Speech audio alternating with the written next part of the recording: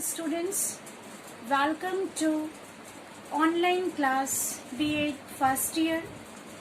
मैं Archana Srivastava Raghunandan teachers training college की सहायक प्राध्यापिका हूँ। आप सबको आज C4 की सेकेंड यूनिट में मल्टीलिंगुअलिज्म के बारे में मैं आपको विस्तार पूर्वक बताऊंगी। कल की क्लासेस में जैसा कि मैंने बताया था कि हर बच्चा जब जन्म लेता है तो उसमें भाषा का विकास ऑटोमेटिकली देखने को मिलता है। जैसा कि कॉमस्की के प्रिंसिपल ने बताने की ये कोशिश की है, बच्चा एक ग्रामर के साथ उसका जन्म होता है और उस ग्रामेटिकल को उन्होंने नाम दिया LAD, लैंग्वेज एक्विजिशन डिवाइस। इन सारी चीजों की कल हमने चर्चा की थी। आज हम पूरी तरह से मल्टीलिंगुअलिज्म के बारे में चर्चा करेंगे। मल्टीलिंगुअलिज्म का मतलब होता है बहुभाषिता। जैसा कि आप ब्लैक बोर्ड पे देख रहे हैं, मल्टीलिंगुअलिज्म बहुभाषिता। इसको मैं इस तरह से आपको बताने का प्रयास करती हूँ कि भारत एक ऐसा देश है जहाँ पे विविधताएं देखने को मिलती हैं, और विविधताएं अगर हैं हर चीज में, खाने में, पहनने में, ओढ़ने में, तो भाषाओं में भी विविधता आपको देखने को मिलेगी। तो multilingualism is the knowledge of more than one language by a person और within a social group. ये बहुभाषिता इस कोई भी व्यक्ति या कोई भी सोशल ग्रुप एक भाषा से ज्यादा दूसरी भाषा को बोलता है तो हम उसे बहुभाषिता कहते हैं। उदाहरण के तौर पे, जैसे जब हमारे बच्चे जन्म लेते हैं, अगर कहा जाए कि हमारा भोजपुरी बैकग्राउंड है और बच्चा भोजपुरी बोल रहा है, जैसे ही वो घर से निकलकर वो समाज में आता है, स्कूल में जाता है, तो वो इंग्लिश जैसे भाषा को सीखता है। तो वो क्या हो गई, एक मातृभाषा हो गई और दूसरी उसकी अंग्रेजी भाषा हो गई। यानी वो मातृभाषा से अंग्रेजी भाषा पे वो शिफ्ट कर गया। तो इस तरह से कहेंगे कि ये दोनों ही भाषाएं मिलके मल्टीलिंगुअलिज्म हो गई। तो पूरी चीजें हो गई। It assume the ability to switch from one language to another in speech, in writing और इन रीडिंग। कहने का यहाँ तात्पर्य है कि बहुभाषिता में अगर हम एक भाषा बोलते हैं और तुरंत ही हम दूसरी भाषा की ओर स्विच कर जाते हैं लिखने में या बोलने में, तो उसे हम मल्टीलिंगुअलिज्म कहते हैं। अब मैं आपको एक सेंसस की रिपोर्ट ये दिखाना चाहूंगी, जो 2001 की सेंसस रिपोर्ट है। ये दिखाती है कि हिंदी 41% हमारे भारत में लोग बोलते हैं, तेलुगु 7%, बंगाली 8%, मराठी 7%, तमिल 6%, उर्दू 5%।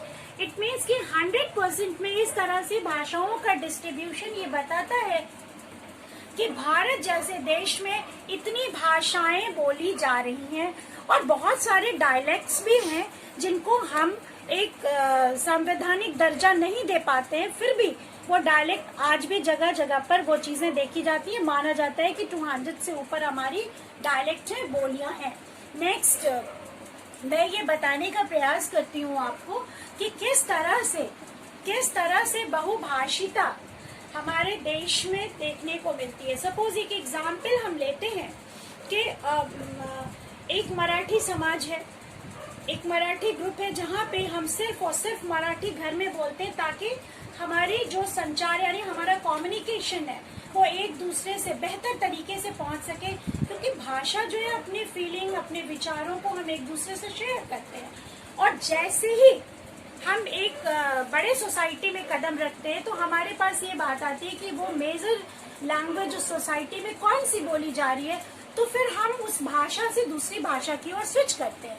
अब यहाँ मैं बताना चाहूंगी कि जो मैंने नाम लिया मल्टीलिंगुअलिज्म को, और किन किन नामों से हम जानते हैं। पहला है बाइलिंगुअलिज्म। बाइलिंगुअलिज्म का मतलब होता है कि एक व्यक्ति एक से और एक भाषा, एक एग्जाम्पल के तौर पे लेते हैं कि अगर वो हिंदी बोल रहा है और अंग्रेजी भी जानता है, तो उसके पास दो भाषाएं हैं, वो अपने विचारों को दो भाषाओं में प्रेजेंट कर सकता है। उसको नाम दिया गया bilingualism. And second one is polylingualism. Poly का मतलब होता है एक से ज्यादा, और जैसे दो को मैंने नाम लिया बाइलिंगुअलिज्म। इट मीन्स कि वो एक लैंग्वेज, दो लैंग्वेज, तीन लैंग्वेज, चार लैंग्वेज जान रहे, जिसको नाम दिया गया पॉलीलिंगुअलिज्म, पॉली का मतलब बहुत सारी चीजें जब इकट्ठा होके आती हैं तो उसको हम पॉलीलिंगुअलिज्म का नाम देते हैं। And third one is pluralism, इसी को हम इस नाम से भी जानते हैं। And most important this term is diglossia, ये लैंग्वेज के लिए ये एक नया टर्म है डिग्लोसिया। डिग्लोसिया का मतलब होता है कि जिस तरह का सोसाइटी रिफॉर्म हो रहा है, जिस तरह के ग्रुप में हम जाते हैं और उस ग्रुप की भाषा को सीखने का प्रयास करते हैं और कम्युनिकेशन के लिए उस सोसाइटी के जैसे लैंग्वेज को हम अडॉप्ट करते हैं, ताकि जब हम उस सोसाइटी में जाएं तो हम उनकी भाषा से हम कम्युनिकेट कर सकें।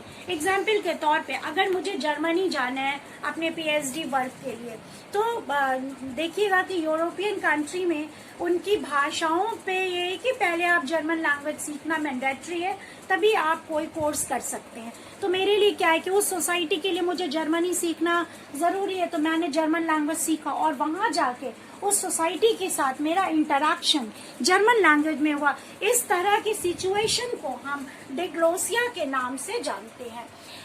एक मैं यहाँ इम्पोर्टेंट टर्म यहाँ पे दिखाना चाह रही हूँ कि मल्टीलिंगुअल जो पर्सन होता है, जेनेरिक टर्म में हम उसको पॉलीगॉट भी कहते हैं। इट मीन्स कि generic term for multilingual person is पॉलीगॉट।